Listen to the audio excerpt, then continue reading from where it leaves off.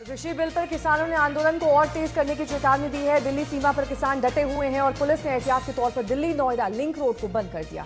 हरियाणा से लगी दिल्ली के छोटे रास्तों पर आवाजाही बंद कर दी गई है। मुसाफिरों के लिए ट्रैफिक पुलिस ने एडवाइजरी जारी की है, लेकिन कल जो बातचीत तीसरे दौर की थी वो बेनतीजा रही।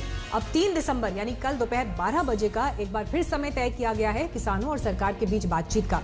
सरकार ने किसानों से कहा है कि वो एक मसौदा तैयार करके आए। हालांकि जो प्रस्ताव कल सरकार की तरफ से दिए गए वो भी किसानों ने मानने से उस पर इनकार कर दिया। किसान एक मांग पर डटे हैं कि कानून वापस हो या फिर इसमें संशोधन हो। इससे कम पर कुछ भी मंजूर नहीं, लेकिन अब देखना यह है कि बातचीत के लिए रास्ता कैसे निकलता है। सिंघू बॉर्डर पर मौजूद हैं अशोक सिंघल। अशोक, आज के दिन में जो खबरें निकल कर आ रही हैं, हालांकि अब कल के लिए भी तो रणनीति बन रही होगी, क्योंकि कल जो बैठक हुई वो बेनतीजा रही। कल किस मकसद और किस रणनीति के साथ, मसौदे के साथ किसान जाएंगे सरकार के सामने? देखिए, किसान आज पॉइंट वाइज अपनी जो मांगे हैं, जो उनके कंसर्न्स हैं, इश्यूज हैं, वो सरकार के पास भेजेंगे। सरकार ने ये कहा था कल कि आप रिटर्न में हमको भेजिए, तो आज वो रिटर्न में भेजेंगे। और किसानों का ये कहना है कम से कम बातचीत का सिलसिला शुरू हुआ है, लेकिन हमारी जो मांगे हैं तीनों कानूनों को वापस और MSP को लेके वो जारी रहेंगी। उसमें कोई कॉम्प्रोमाइज़ नहीं है। किसानों की मांग पे वो अड़े हैं। किसान की मांग जो है वो रहेगी। सरकार को सोचना पड़ेगा, कानून वापस लेने पड़ेंगे, उससे कम हम मानने को तैयार नहीं है, नहीं तो आंदोलन तेज होगा। किसान साफ तौर से ये बात कह रहे हैं। उनका कहना है कि चाहे हमको कितने दिन यहाँ बैठना पड़े, हम यहाँ पे बैठेंगे। 6 महीने का राशन लेके आए, लेकिन सरकार के साथ कल वो गए थे 35 रिप्रेजेंटेटिव बातचीत करने के लिए। उन्होंने कहा था कि कम से कम एक बातचीत का सिलसिला शुरू हुआ है। उम्मीद है कि सरकार कुछ रास्ता निकालेगी।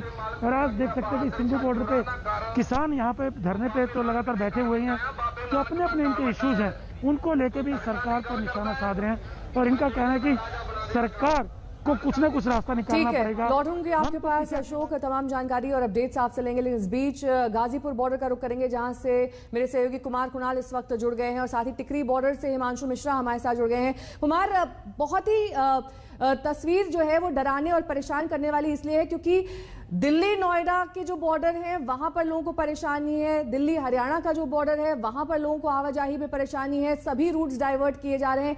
ऐसे में कल और ज्यादा स्थिति बिगड़ सकती है।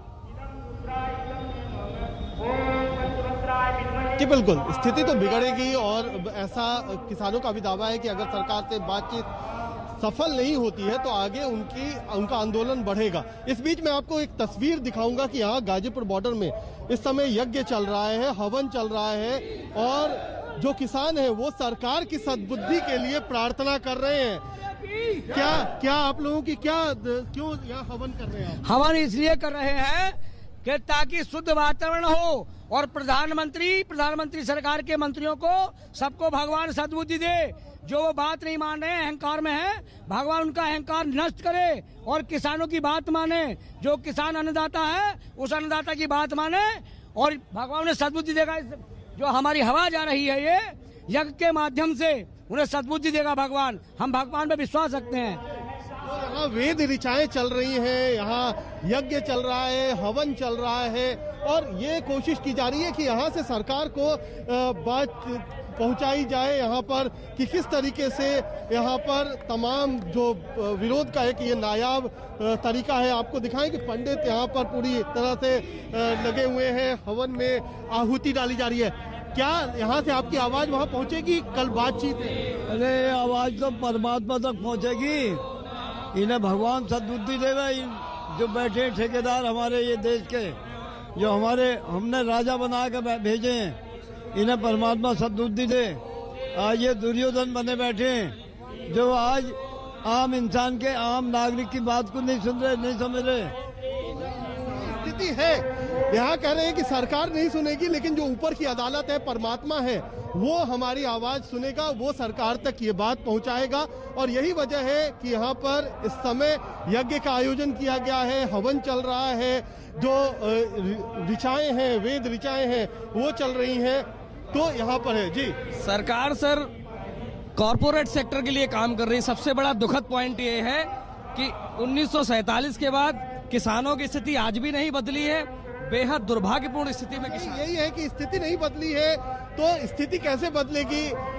प्रदर्शन का रास्ता हो चुका है, लेकिन अब प्रार्थना का रास्ता बचा है और उसी प्रार्थना के जरिए लोगों तक, भगवान तक, सरकार तक आवाज पहुंचाने की। लेकिन सवाल यही बना हुआ है कि कल जब एक बार फिर से ये बातचीत सरकार और किसानों के बीच होनी है तो क्या तस्वीर उभरती है। ब्रेक के लिए हम रुक रहे हैं, लेकिन टिकरी बॉर्डर पर हिमांशु के पास चलेंगे ब्रेक के बाद। नमस्कार, मैं हूं अंजना ओम कश्यप। हमें उम्मीद है ये वीडियो आपको पसंद आया होगा। लेटेस्ट खबरों के लिए यूं ही देखते रहिए आज तक, और इस वीडियो के पसंद आने पर लाइक, शेयर एंड सब्सक्राइब करना ना भूलें।